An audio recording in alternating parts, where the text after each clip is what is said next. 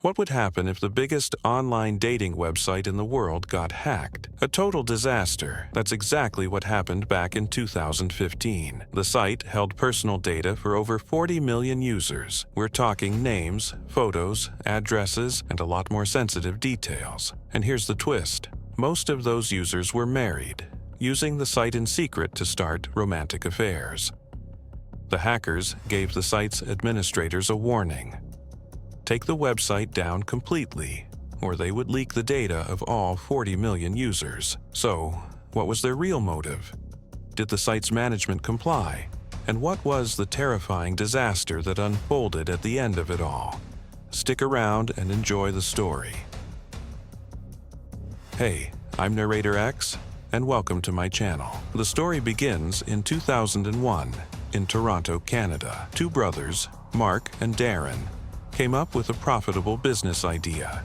Back then, stats showed that 30% of users on dating sites were already married, a surprisingly high number. So the brothers decided to create a platform based on that concept, and they got to work. Keep in mind, this was back in 2001. These kinds of topics weren't as commonly discussed. Sure, the internet existed. Google, Yahoo, and Amazon were around, but it was rare for someone to look up things like dating websites online. The sneakiest part about their site was its core message, that marriage is boring, and people need to meet someone new to bring excitement back into their lives. To push this idea, they plastered manipulative slogans all over the site's homepage. By 2004, the site had about 28,000 users. To the site's creators, that wasn't enough. Everything changed when a new CEO named Noel joined the team. His mission? Normalize infidelity and massively grow the site's user base. His motto was simple: if you're unhappy in your marriage, go have a secret affair. Life is short. In 2007, Noel brought in a new VP of sales, his childhood friend, Evan. Together, they made it their goal to turn the site into the largest dating platform for married people in the world. Everything was built around secrecy and discretion. Step 1. Attract men who were willing to pay just to talk or meet women. One of their tactics was letting users filter by extremely specific preferences: height, weight, skin color, you name it. Most dating sites at the time worked on a monthly subscription basis. Not this one. Instead, users had to buy credits. Want to send a message? Buy credits, run out, buy more. Simple as that. It was a genius move financially. Men were spending tons of money to keep the conversations going. By 2010, the site had nearly 7 million members. But Noel still wanted more. He noticed a problem. The vast majority of users were men. But without enough women on the platform, how would it even function? That's when they launched a new campaign. Women could join the site and use all features for free, forever. They also tried to advertise the platform on TV, but no channel wanted anything to do with them because of how morally corrupt the whole idea was. So Noel came up with another plan. He started doing media interviews, trying to spin the story to make it sound less awful. Basically, he was sugarcoating a poison pill, and it worked. After all those interviews, the site's popularity skyrocketed. It didn't matter whether people supported the idea or not. As long as they were talking about it, that was enough. Noel even started appearing on talk shows with his wife. He claimed to be a loyal husband while encouraging others to cheat so they could find their ideal partner and fix their marriage, just like him and his wife supposedly did. He even put her face on billboards. Clearly, the man had no sense of shame or jealousy. By 2012, the platform had grown to 15 million users, and it was now active in more than 45 countries, supporting over 15 languages. Profits exploded. They were making over $100 million a year. By 2015, the site had between 35 and 40 million users. It had become a giant in the online world. Among the users of this massive site was a married couple. Sam and Naya. They lived a seemingly normal life with kids and everything. Sam worked as a nurse in an emergency room. One quiet evening, while browsing Yahoo, he saw an ad for the dating site. The tagline read, "Life is short, have an affair." Curious, and despite being a practicing Christian who knew infidelity was a sin, Sam clicked the ad. He signed up using his real name, birth date, email, and even uploaded real photos of himself. That moment turned out to be the dumbest decision of his life. Now, you might ask, who on earth would use their real info on such a website? Well, that's because the site constantly reassured its users that their information was safe and protected by top-level security. After signing up, Sam started chatting and even meeting up with women behind his wife's back. Nia had no idea. She thought he was just staying late at work. Their life seemed fine, until one day, they launched a YouTube channel together, sharing family content. It quickly gained millions of views and over 2 million subscribers. Sam eventually stopped using the dating site, deleted his account in the app, and shifted his focus to family and content creation full-time. He even quit his job to work on the channel with Naya. Meanwhile, the dating site's executives were constantly discussing the need for stronger cybersecurity. But despite the warnings, they neglected it, too focused on expansion and profit. Then came the nightmare. On the morning of July 13th, 2015, employees arrived at the company's headquarters to find something chilling on their screens. A message from a group calling themselves the Impact Team.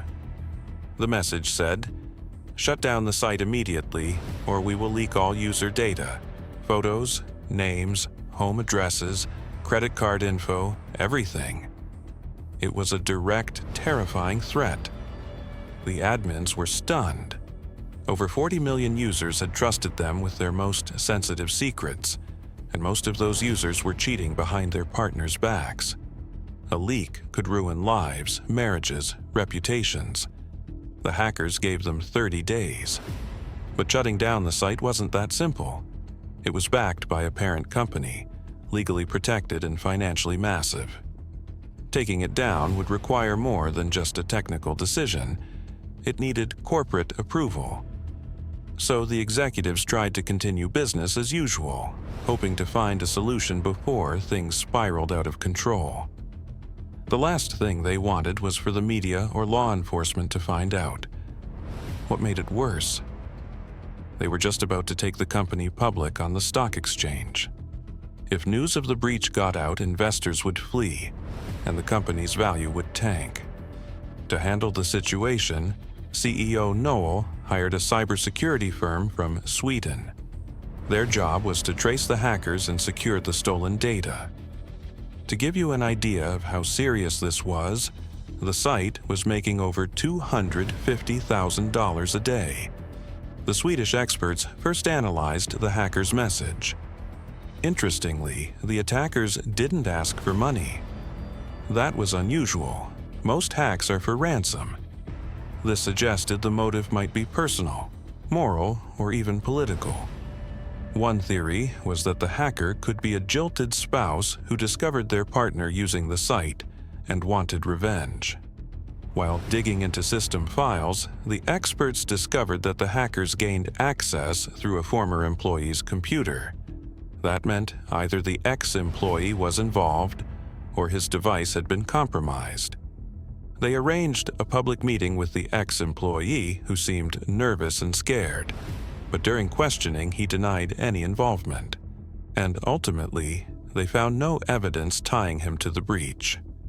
His computer had likely been hacked remotely, maybe via a malicious link or phishing email. 7 days after the breach, things took a dangerous turn. The hackers released a public statement online confirming they had breached the site. They warned the company again, shut it down within 30 days, or face the consequences. Their goal was to apply massive pressure, not just from inside but from the users themselves, pushing the platform to collapse under its own weight. And the plan worked. Panic exploded across the internet. News outlets, social media platforms, and blogs began reporting on the threat. Users flooded the company's phone lines, terrified that their secrets were about to be exposed, especially those who were married or public figures. One of the first people to see the news?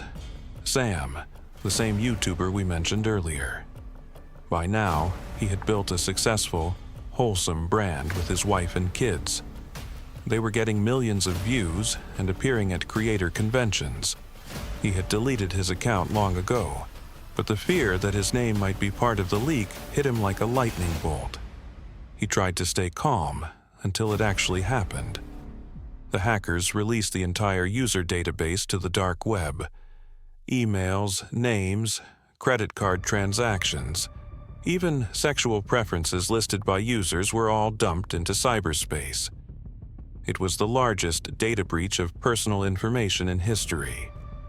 At first, only journalists and tech-savvy individuals accessed the files through dark web channels.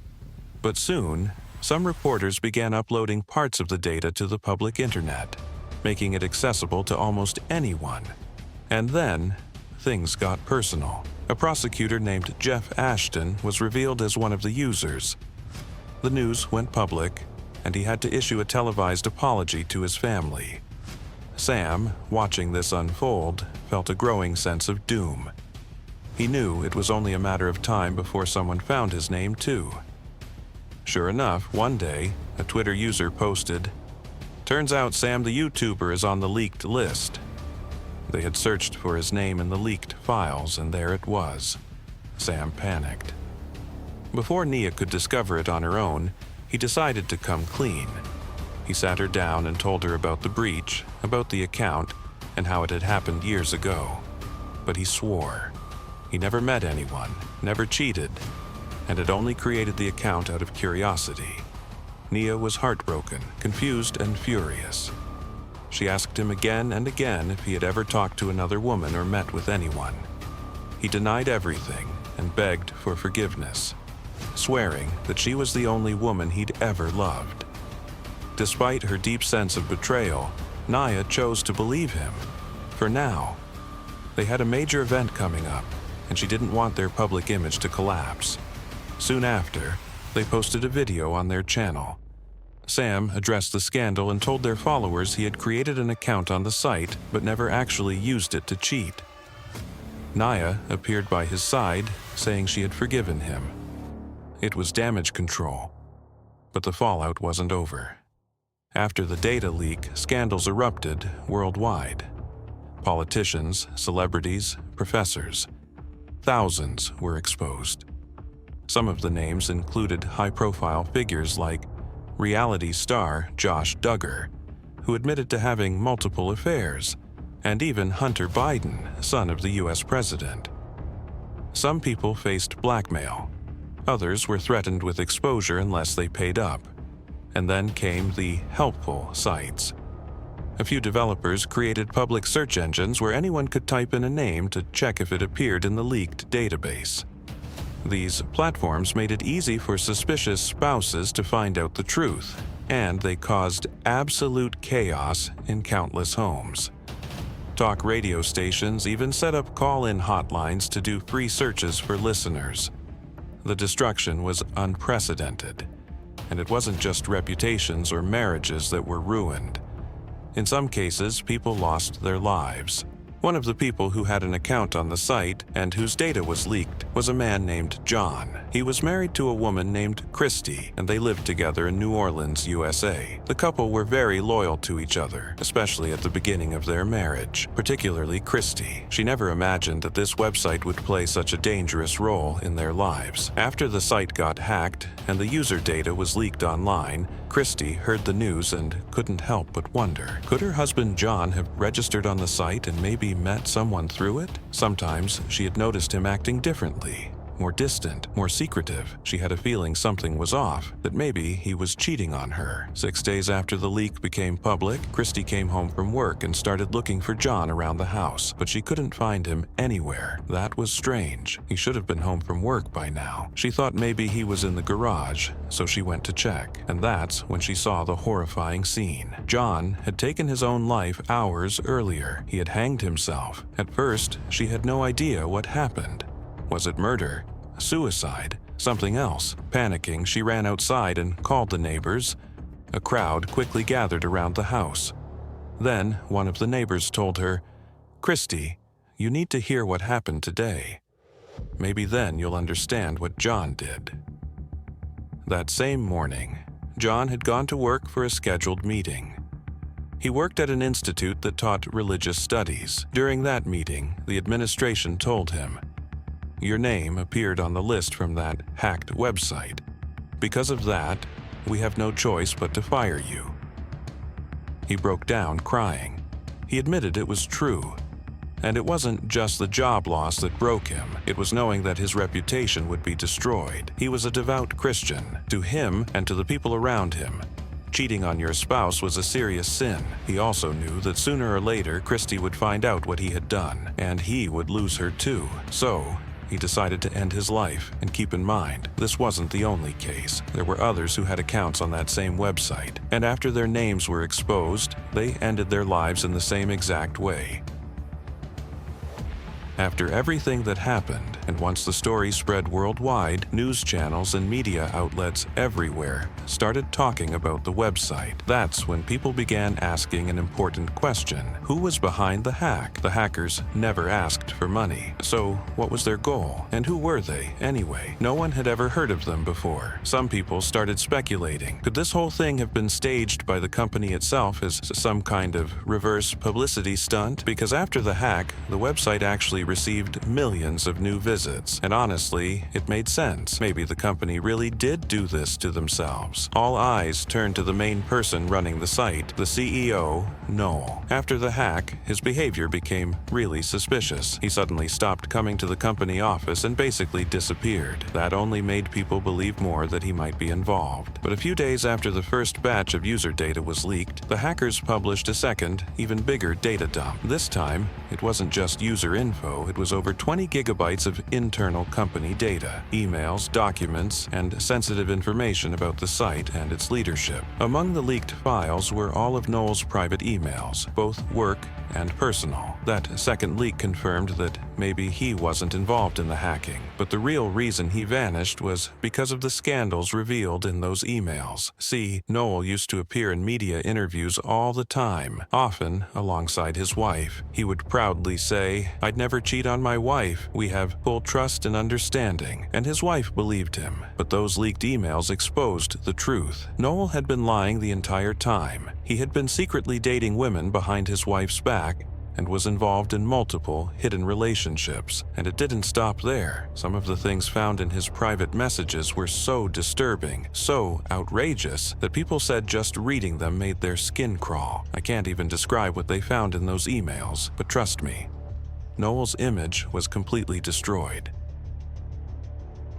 Remember earlier when we talked about the YouTuber Sam and his wife Nia? They had posted a video explaining the situation. Sam admitted he made an account on the website just out of curiosity, and he claimed he never actually talked to any women or met up with anyone. He said, "I made a mistake, but I never cheated." After the second data leak, Sam received some text messages from his brother. His brother told him, "Sam, you need to be honest with your wife. You can't keep lying. You need to come clean about your past." But here's the thing. When those messages came in, Sam's phone was in Nia's hands. She read all of them. Right away, she confronted him. "What's your brother talking about? What truth? What's the secret you're hiding?" Sam panicked and tried to change the subject, but Nia wasn't having it. She kept pushing for the truth. Finally, he broke down and admitted it. Not only did he lie the first time, but he had actually been in relationships with other women in the past. Not just after joining the site, but even before that. And the worst part? He confessed that one of those relationships had been with Nia's closest friend. After that,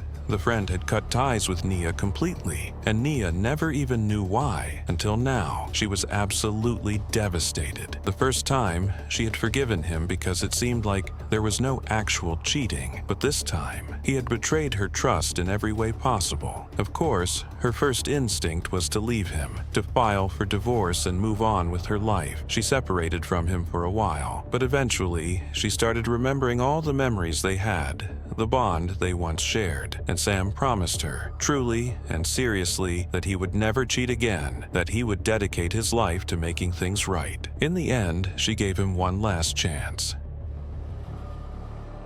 When the police couldn't uncover any real evidence about who the hackers were, they held a press conference and announced something major. The company behind the website had offered a reward of $500,000 to anyone who could help identify the hackers. That's when a journalist named Joseph Cox stepped in. He was a cybersecurity reporter, and this kind of stuff was his specialty. Joseph's first move was to head straight to the dark web. He started digging around, searching for any clues or conversations related to the hacking. Eventually, he came across someone online who was talking about the site. Joseph reached out to them, and surprisingly, they responded. They even sent him an email under the name Impact Team, the same name the hackers had used during the breach. Joseph asked them a few questions. When did you start hacking the site? They said, a long time ago. He asked, why did you do it? Their answer, because the site has around 40 million users, and we wanted to take it down before that number grew. The whole thing is like a drug. It's built on lies and manipulation. Joseph didn't fully understand what they meant by that. So, he started going through the second batch of leaked data himself, and that's when things got wild. The first thing he found, all the badges at the bottom of the website, the ones that said things like certified secure or privacy guaranteed, they were all fake. The company had designed them in Photoshop and just stuck them on the site. The second lie was even worse. The company offered users a feature. Pay $20 a month and they'd permanently delete all your data from their servers. That way, there'd be no proof you ever used the site. But Joseph found out that they never deleted anything. They just took the money and kept the data. People paid for peace of mind and got scammed. The third lie? Get ready to laugh. The site always claimed that around 40% of their users were women and 60% were men. But Joseph discovered that most of the female profiles were fake. They weren't real users at all. The company's own employees had created the profiles, with fake photos and bios tailored to men's preferences. Even worse, some of those fake profiles were being run manually by staff members. A guy working at the company would literally sit there and chat with men, pretending to be a woman. And some profiles were operated by bots. These bots would send out auto messages like, "Hey, I saw you online. Want to chat?" But the goal was never to actually meet anyone. It was all about keeping the men talking so they'd keep spending money on chat credits. Think about that. A guy joins the site hoping to meet a woman and ends up talking to a robot. He risks his marriage, maybe even his whole life, because of fake interactions and lies. Because of all these lies and tricks the website was running, the company didn't want to bring the police into the investigation at first. Even though they offered a $500,000 reward, they still weren't cooperating much. And despite all the noise and media coverage, no one could figure out who the hackers really were. Eventually, the case was closed without ever identifying the people behind the breach. But after that disaster, a group of users filed a class action lawsuit against the website. They demanded compensation for the damage caused by the data leak. In the end, the company was forced to pay $11 million in settlements to affected users. And get this, even after everything that happened, the website is still active to this day. Yup. After one of the biggest scandals in internet history, they're still operating. They tightened up their security a bit and hired a new CEO to replace Noel.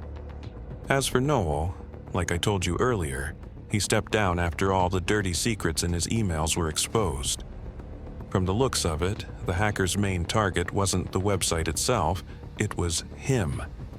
Because at the end of the day, this wasn't a dating platform, it was a homewrecker machine dressed up like a website. According to the company, the site now has over 70 million users. So, now I want to ask you, do you think what the hackers did was right? Sure, some people took their own lives after their secrets got exposed, but on the flip side, the hackers did expose a toxic, deceitful platform that destroyed families. So what's your take?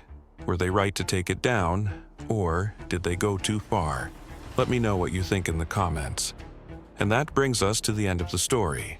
If you enjoyed this one, don't forget to like and subscribe. It helps this channel grow more than you know. And if you want another crazy story, check out this legendary video right here. See you in the next one.